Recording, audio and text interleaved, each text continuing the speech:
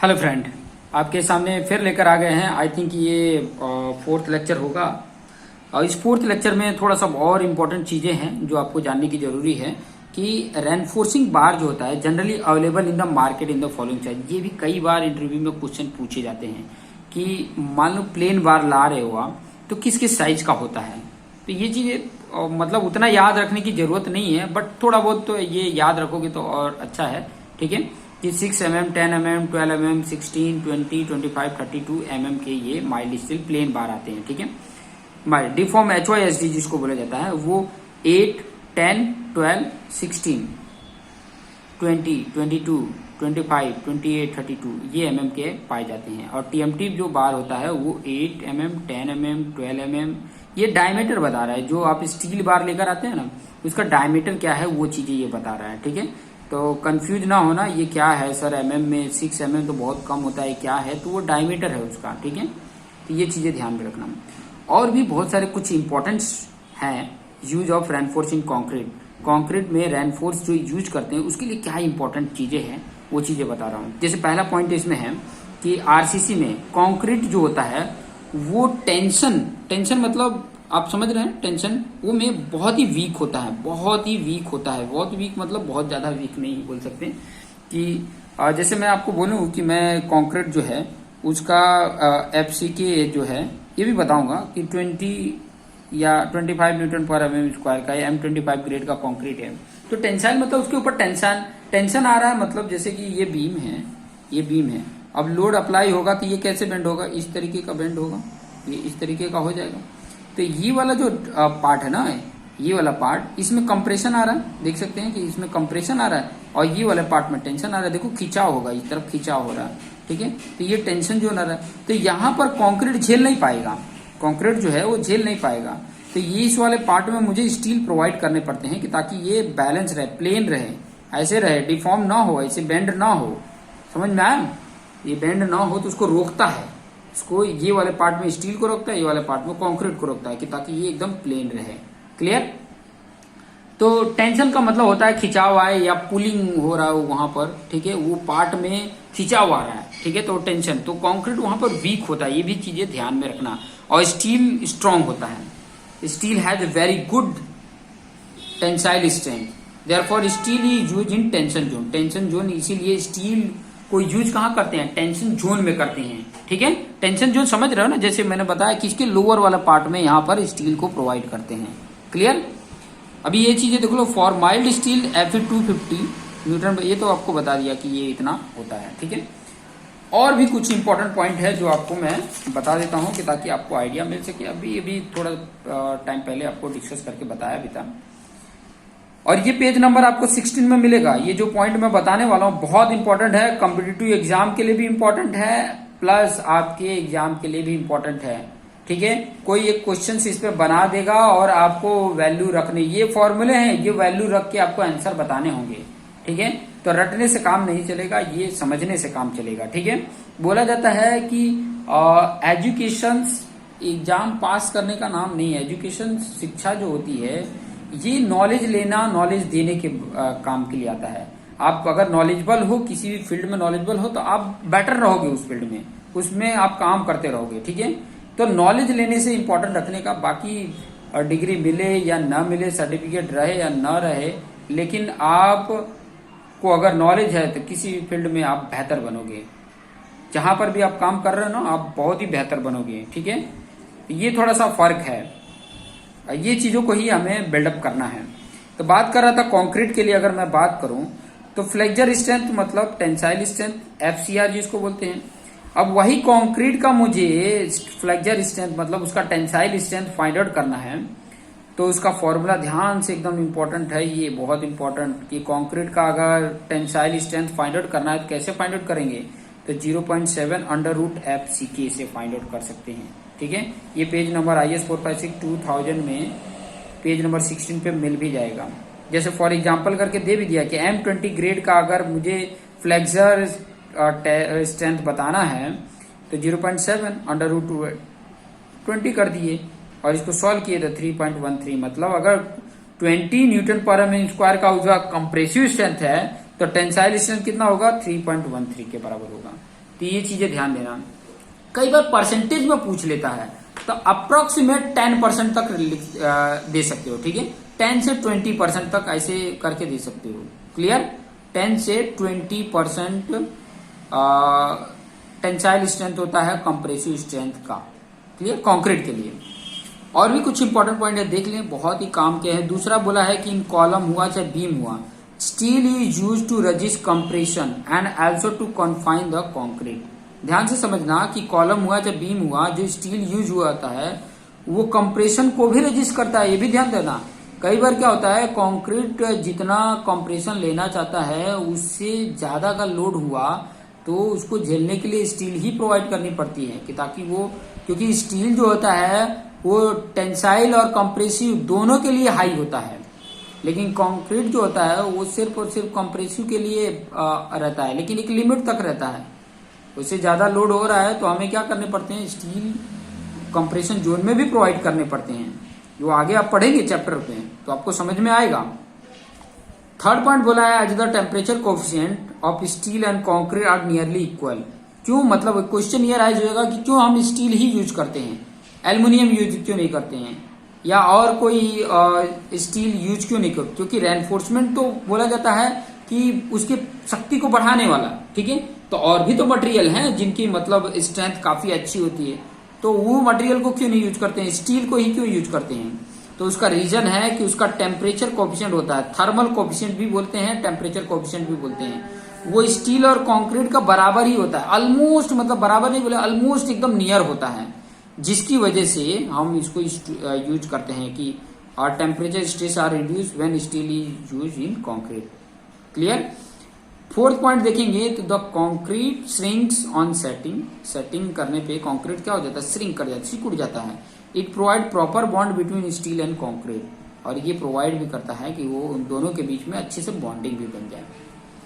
The modulus elasticity of steel is very high. कितना होता है, 2 × 10⁵ न्यूटन पर mm² होता है।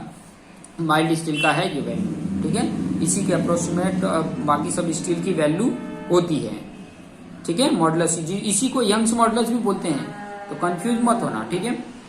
अभी चलिए, ये पॉइंट तो आप लोगों ने कई बार पढ़ा है, लेकिन यहाँ पर जो कर्व हम बनाने जा रहे हैं, stress strain curve for concrete, अभी तक स्टील का आपने देखा है। जैसे कि अब स्ट्रक्चर मैकेनिक्स में पहले ही स्टार्टिंग में ही जो सेकेंड चैप्टर स्ट्रेस स्ट्रेन था, उसी में आपने लास्ट क्लास में देखा होगा कि stress strain curve for mild steel के लिए था, बट यहाँ कंक्रीट के लिए दिख रहे हैं, ठीक है। और माइल्ड स्टील के लिए दिखना है तो आप वहां पर ही एक बार और रिवीजन करके देख लेना, ठीक है, तो आपको समझ में आ जाएगा। मेरा स्ट्रक्चर मैकेनिक्स 1 का वीडियो देख लीजिए, उसमें भी मैंने एक्सप्लेन करके बताया कि उसमें प्रोपोर्शन लिमिट आता है, इलास्टिक लिमिट आता है, प्लास्टिक लिमिट आता है, कहाँ पे एल्डिंग स्टार्ट होता है, कहाँ पे उसके अल्टीमेट स्ट्रेंथ पॉइंट होता है, कहाँ पे फ्लेक्चर पॉइंट होता है, वो सारा कुछ उसमें समझाया। यहाँ पर भी देख लीजिए, जो कंक्रीट का कर्व बनता है, ध्यान से समझिएगा, वो इस तरीके का बनता है, इस तरीके का ये कंक्रीट का कर्व है, ठीक है।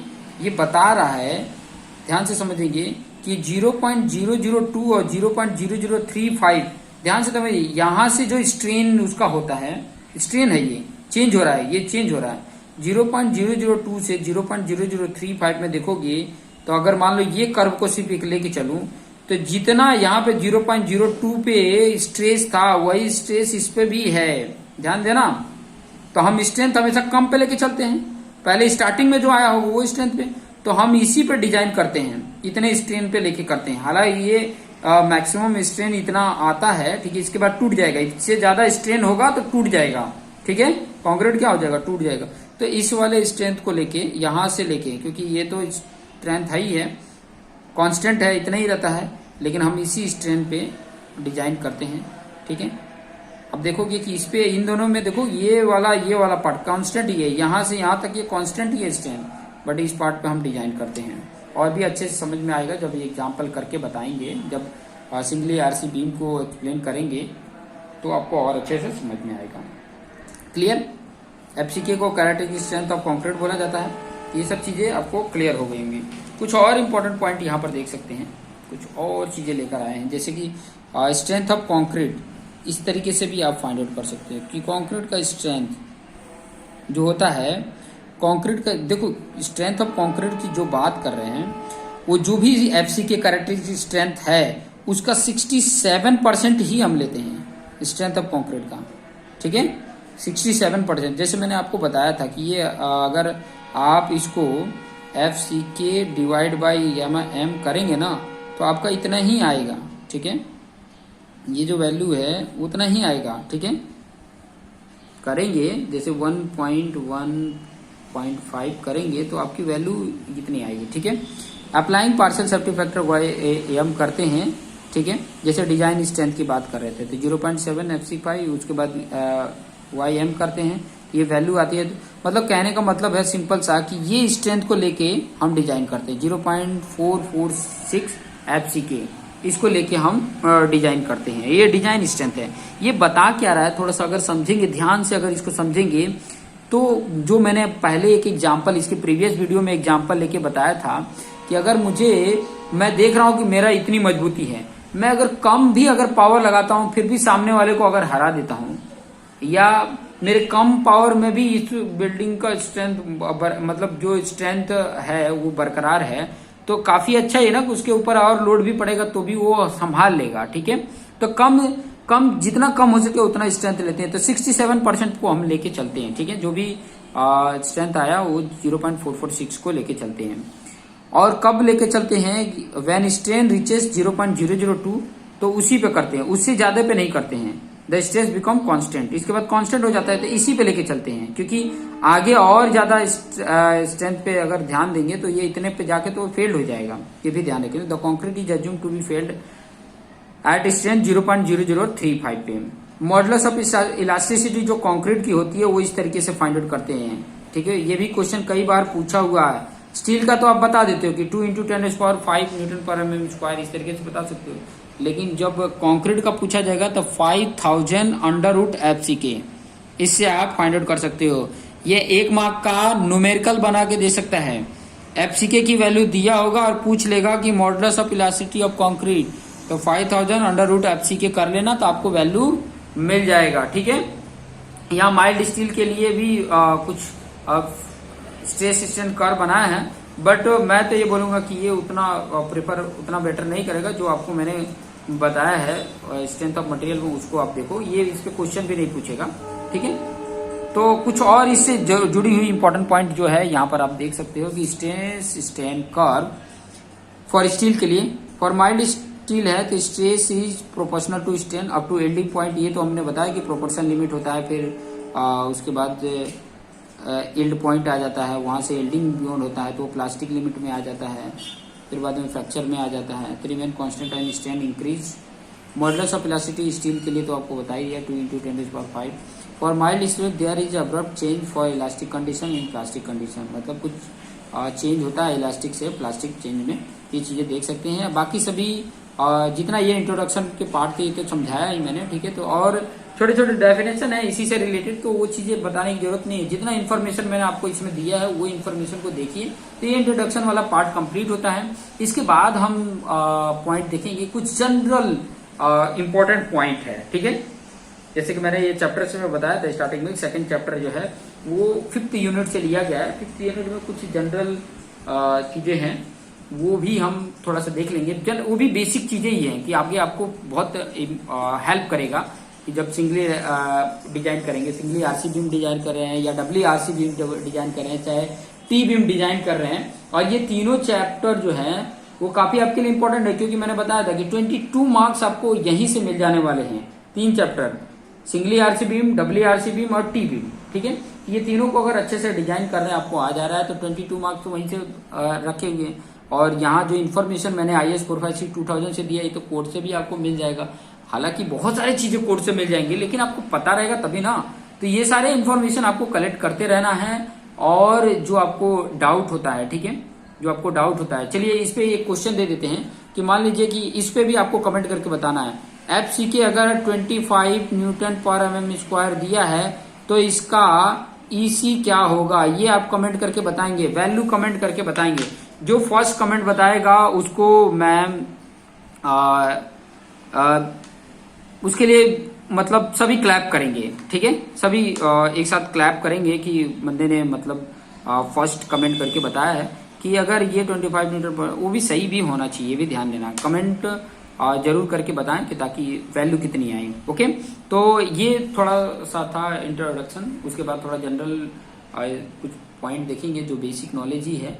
उसके बाद हम WR, वो भी शायद 2 वीडियोज में कंप्लीट हो गया। छोटे छोटे वीडियोज हैं, ज़्यादा बहुत बड़े वीडियोज नहीं है, तो उस पर थोड़ा सा फोकस करेंगे तो आपको लिए भी हेल्प होगा और सबके लिए भी हेल्प होगा बहुत जल्दी। मतलब आप सभी को ये प्रोवाइड मटेरियल हो जाएगा कि ताकि आपके लिए हेल्पफुल रहे, इजी रहे और आपके काम आ सके। So thank you for watching this video. Video अच्छा लगे तो अपने दोस्त मित्र को जरूर शेयर करें, और कुछ अगर डाउट होते हैं तो आप कमेंट जरूर कर सकते हैं। बाकी सभी भी आपके लिए जिनको समझ में आ रहा है वो आपके डाउट को क्लियर कर सकते हैं। अगर मैं आपके जवाब नहीं टाइम पे नहीं आपको देख पाया आपके कमेंट को, तो बाकी फ्रेंड है वो भी आपके कमेंट का जवाब दे सकते हैं। तो जरूर मतलब कमेंट करके बताएं कि आपके जो भी डाउट हैं, जो भी कंफ्यूजन है, वो जरूर आपका सॉल्यूशन प्रोवाइड किया जाएगा। तो थैंक यू।